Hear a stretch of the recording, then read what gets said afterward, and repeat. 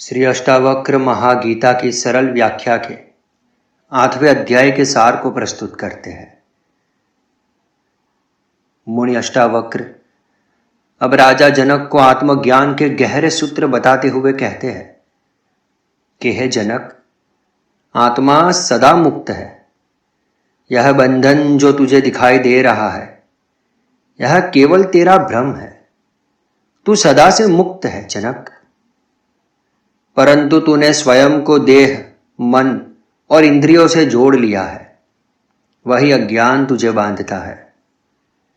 आत्मा तो न जन्म लेती है न मरती है। जो जन्म मरण के चक्र में फंसा हुआ प्रतीत होता है, वह केवल और केवल शरीर है, आत्मा नहीं। जब साधक यह विवेक करता है कि मैं शरीर नहीं हूं, तभी मुक्ति की झलक मिलती है। यह ज्ञान ग्रंथों से नहीं, केवल अनुभव से आता है। आत्मा को जानने के लिए भीतर उतरना पड़ता है। जनक, जब तू इस सच्चाई को अनुभव करता है, तब तू संसार की सीमा के पार चला जाता है। इस पर जाने के बाद न भय बचता है न कामना, केवल शुद्ध साक्षी भाव रहता है। जनक, मन ही बंधन और मोक्ष का कारण है। मन की कल्पनाएं ही संसार को जन्म देती है। जब मन विषयों की ओर भागता है तो तू बंध जाता है। मन ही तेरा शत्रु भी है और मित्र भी। यदि तू मन को केवल साक्षी भाव से देखता है तो वह मित्र है, और यदि उसके जाल में फंस जाता है तो वही बंधन बन जाता है। साधक को चाहिए कि वह मन को केवल देखे, उसमें उलझे नहीं। यह जानकर कि मैं मन नहीं हूं, तू स्वतंत्र हो जाता है। जनक, आत्मा को समझने का भ्रम ही अज्ञान है, और जब यह भ्रम मिटता है तभी शांति का उदय होता है। आत्मा कभी बंधती नहीं, केवल मन के साथ तादात्म्य से संबंध हो जाता है। इसीलिए चेतना को पहचानो, मन को नहीं। जनक, मन से ऊपर उठकर साक्षी भाव में ठहरो। मन परिवर्तनशील है। वह कभी सुखी होता है, कभी दुखी होता है। लेकिन तू जो इनका साक्षी है, साक्षी कभी नहीं बदलता। मुनि अष्टावक्र कहते हैं कि यदि तू मन की लहरों से प्रभावित होता है तो तू अज्ञान में है।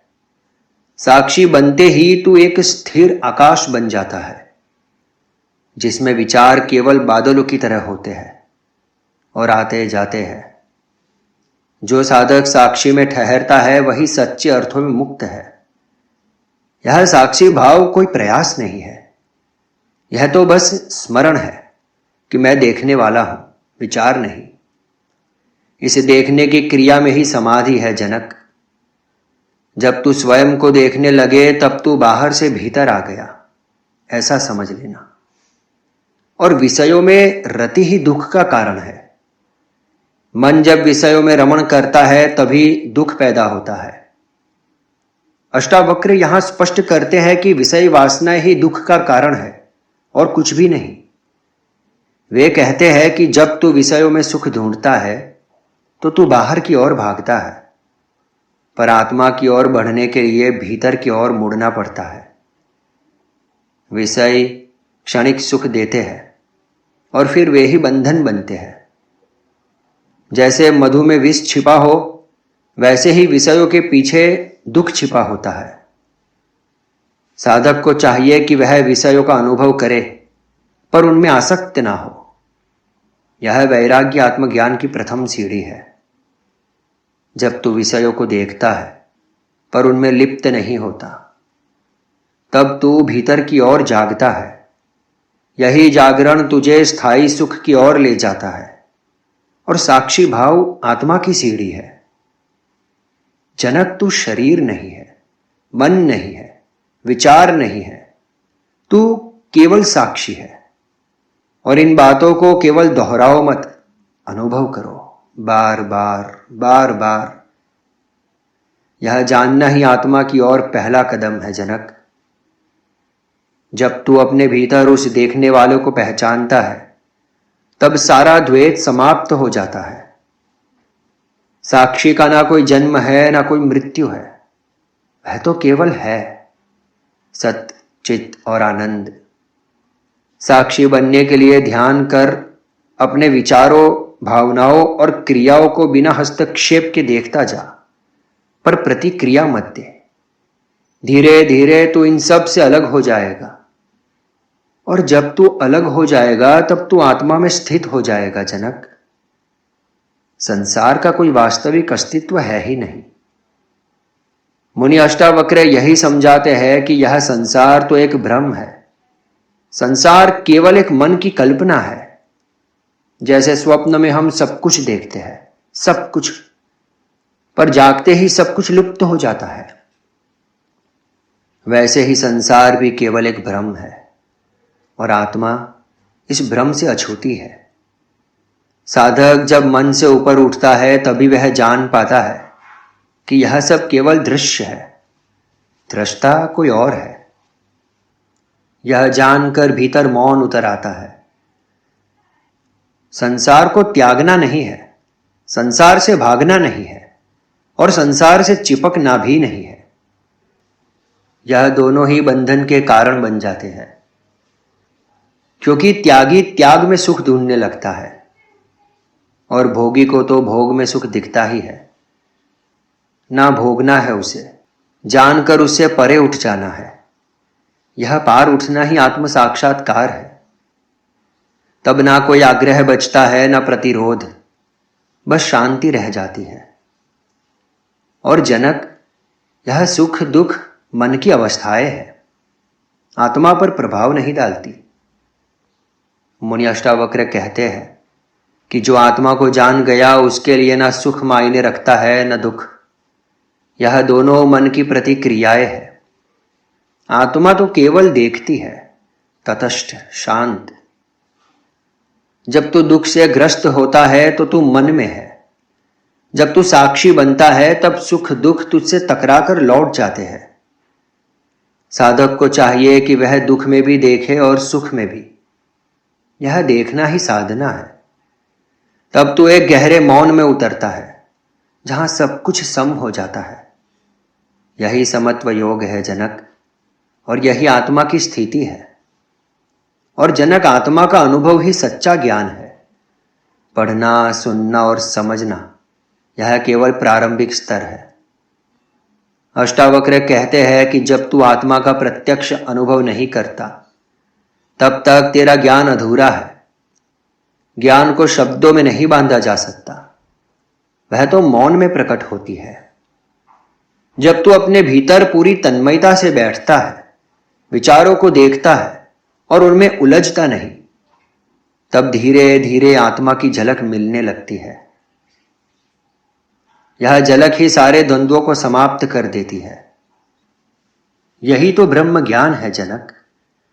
इसे पाने के लिए बाहर नहीं जाना पड़ता, केवल तुझे भीतर उतरना है। और याद रखना जनक कि इच्छा ही बंधन का मूल कारण है। जब तक तेरे भीतर कोई भी चाह बाकी है, चाहे वह कैसी भी चाह हो, चाहे संसार की चाह हो, चाहे मुक्ति की चाह ही क्यों ना हो, जब तक चाह है तो मुक्त नहीं हो सकता। इच्छा चाहे कितनी भी सूक्ष्म हो, वह तुझे संसार में बांध ही देती है। मुक्ति का मार्ग केवल इच्छा रहित होने से खुलता है। जब तू भीतर से पूर्ण अनुभव करता है तब चाह स्वतः गिर जाती है। यह गिरना किसी प्रयास से नहीं होता, बल्कि भीतर के साक्षात्कार से होता है। जब तू जान लेता है कि तुझे कुछ चाहिए ही नहीं, तब तू पूर्णता को पहचानता है। यह पूर्णता ही ब्रह्म है। इच्छाओं से भरा हुआ मन तू नहीं है, तू तो वह है जो इन इच्छाओं को केवल देखता है। और जनक, बार बार स्वयं का मूल्यांकन करो, देखो कि कहां तक पहुंचे। तुम्हारा आत्मदेव तुम्हें स्वयं बता देगा। वह कहते हैं कि तू स्वयं को देख, तेरा ध्यान किस और है। क्या तू आत्मा में स्थित है या विषयों में? आत्मज्ञान के मार्ग पर चलने वाले को बार बार अपनी स्थिति पर दृष्टि डालनी चाहिए। बार बार अपने अंदर झांकना चाहिए कि कहां तक पहुंचा हूं। क्या मेरे अंदर दया, सत्य, संतोष कुछ भी आ रहा है? यदि तू भीतर अशांति पा रहा है तो कहीं ना कहीं तू विषयों में लिप्त है। और यदि तू शांत है, स्थिर है, तो तू सही दिशा में है। आत्मनिरीक्षण ही साधना का केंद्र है जनक। जब तू अपने भीतर के झूठ को देख लेता है, तब सत्य अपने आप प्रकट होता है। सत्य कहीं बाहर से नहीं आता, वह तो भीतर से खुलता है, भीतर से जन्मता है, भीतर से प्रकट होता है। और एक बार प्रकट हुआ तो ऐसा प्रकट होता है कि जीवन के सारे दुख समाप्त हो जाते हैं, जीवन शांत हो जाता है और आत्मा लबालब इस अस्तित्व को पूर्ण कर देती है। और जनक, गहरी बात यह है कि मन को साधना नहीं है तुझे इसके लिए, केवल मन को समझना है। मन को दबाना, त्यागना या बलपूर्वक रोकना कोई समाधान है ही नहीं। प्रारंभ में ठीक साधना, ताकि तुम एक सही मार्ग को पकड़ लो। बाद में तो मन को केवल देखा जाए तो वह शांति की ओर झुकने लगता है। मन को नियंत्रित करने की कोई आवश्यकता नहीं है, उसे तो समझने की आवश्यकता है। जब तू विचारों को बिना विरोध के देखता है तो वे स्वयं शांत हो जाते हैं। मन की गतिविधियों को स्वीकार कर, उनमें हस्तक्षेप मत कर। यह स्वीकार ही ध्यान है, और ध्यान कोई कर्म नहीं, यह जागरूकता की स्थिति है। मन को मित्र बनाकर उसकी प्रकृति को समझ, तभी वह आत्मा में विलीन होगा। मुनि अष्टावक्र फिर समझाते हैं कि आत्मा कर्ता और भोक्ता नहीं है। आत्मा ना कुछ करती है ना कुछ भोगती है। जो कुछ होता है वह मन और शरीर के स्तर पर होता है। और जब तू स्वयं को कर्ता या भोक्ता मानता है, तब बंधन जन्म लेता है। आत्मा केवल देखती है, वह कभी भी किसी क्रिया में संलग्न नहीं होती। यह जानना है कि मैं कुछ कर ही नहीं रहा हूं, साधना की सर्वोच्च स्थिति है। यह जानकर तू अपने अहंकार से मुक्त हो जाता है। फिर तू जो भी करता है वह सहज होता है, उसमें कोई अभिमान या अपेक्षा नहीं रहती। और यही तो निष्काम कर्म है जनक। और अष्टावक्र बार बार विवेक पर बल देते हैं। वे कहते हैं कि विवेक ही मुक्ति का द्वार है। और विवेक क्या है? विवेक यही सत्य असत्य का ज्ञान, क्षणिक और शाश्वत का ज्ञान। यह देखना कि क्या शाश्वत है, क्या क्षणिक है, क्या अमर है और क्या क्षण भंगुर है। जो चीजें बदलती है वे तू नहीं है। जो सदा एक समान बनी रहती है वही तेरा स्वरूप है। जब तू इस भेद को जानता है, तब तू विषयों से हटकर अपनी आत्मा की ओर लौट जाता है।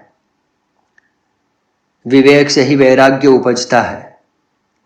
वैराग्य कोई त्याग नहीं है, यह तो भीतर की तृप्ति है। जब तू जानता है कि यह सब मिथ्या है, तब तू अपने सत्य स्वरूप में स्थित होता है। और यह स्थिति ही मोक्ष है जनक। मुनि अष्टावक्र कहते हैं कि चुप रहो, शांत रहो, और आत्मा मौन में प्रकट हो जाती है। बोलना मन का कार्य है, देखना आत्मा का।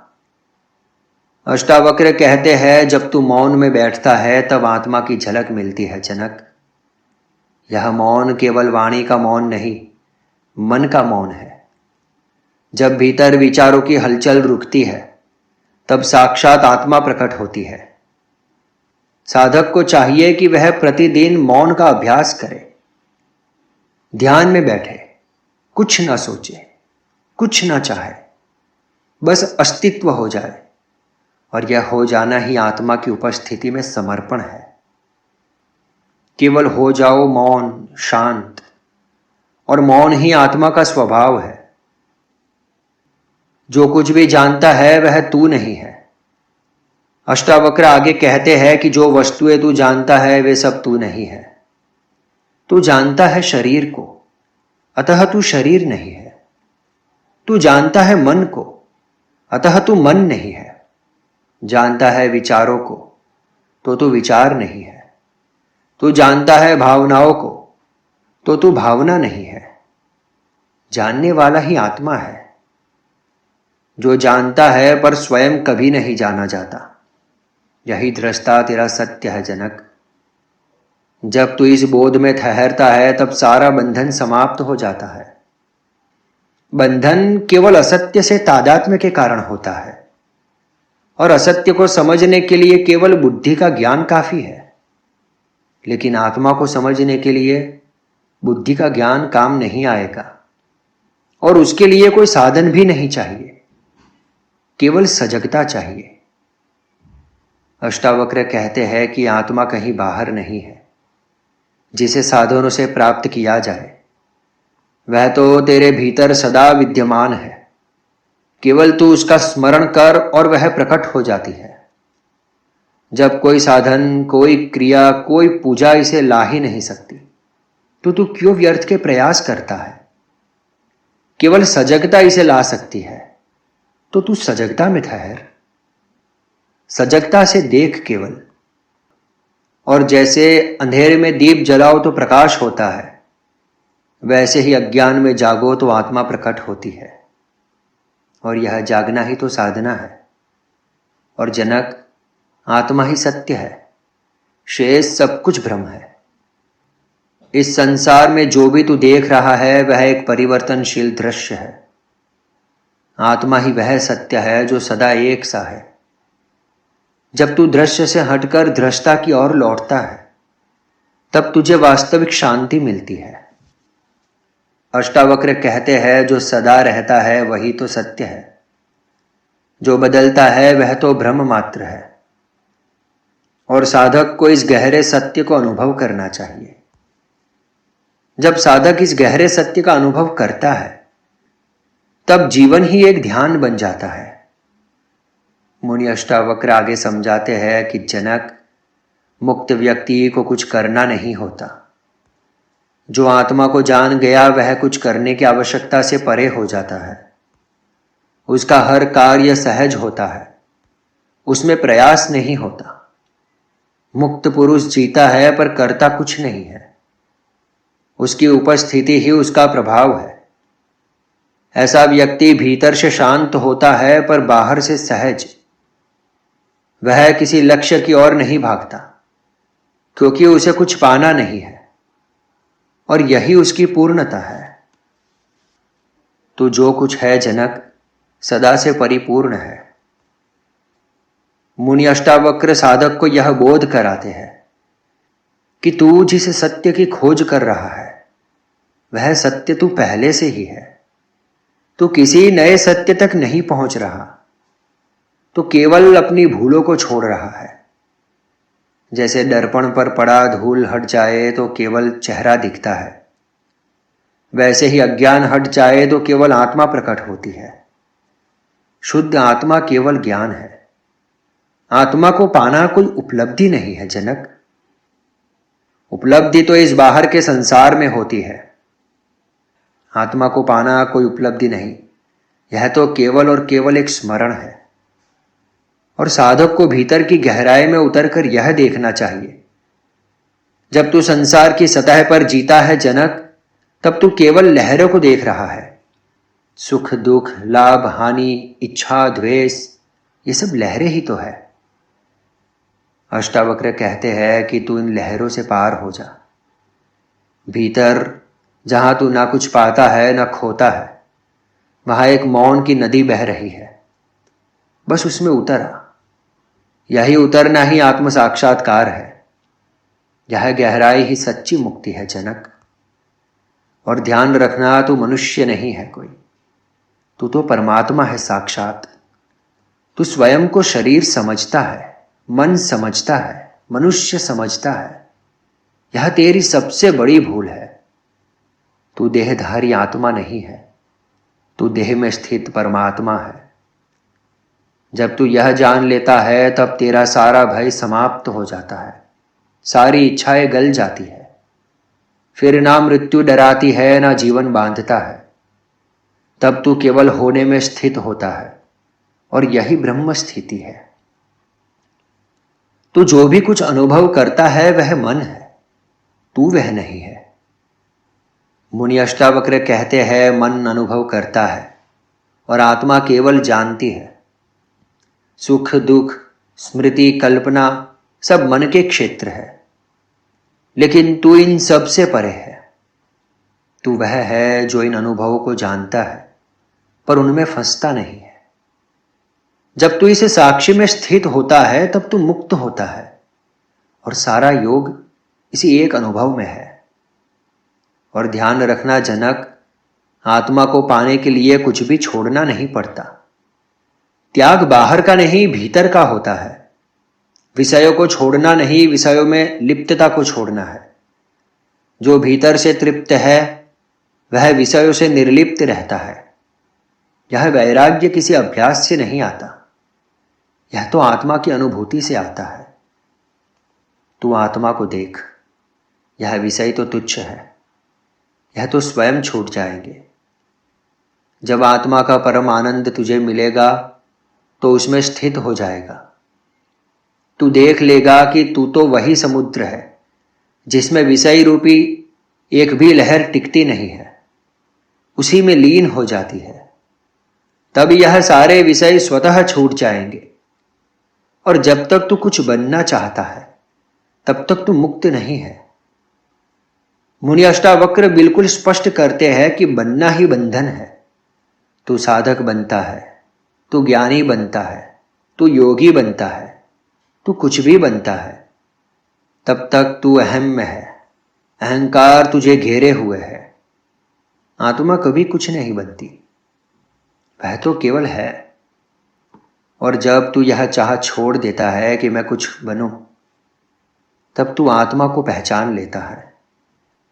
और यही अंतिम समर्पण है जनक। और अंत में केवल आत्मा ही बचती है, शेष सब कुछ मिट जाता है। अंततः यह देह मिट जाएगी, विचार थम जाएंगे, भावनाएं समाप्त हो जाएंगी। तब केवल तू रह जाएगा। वही तू आत्मा है, शुद्ध अचल आनंद स्वरूप। और तू वही है। जब यह अंतिम पहचान हो जाती है तब तू ना जीवन से डरेगा ना मृत्यु से डरेगा। बस मौन, शांति और आनंद ही बचेगा।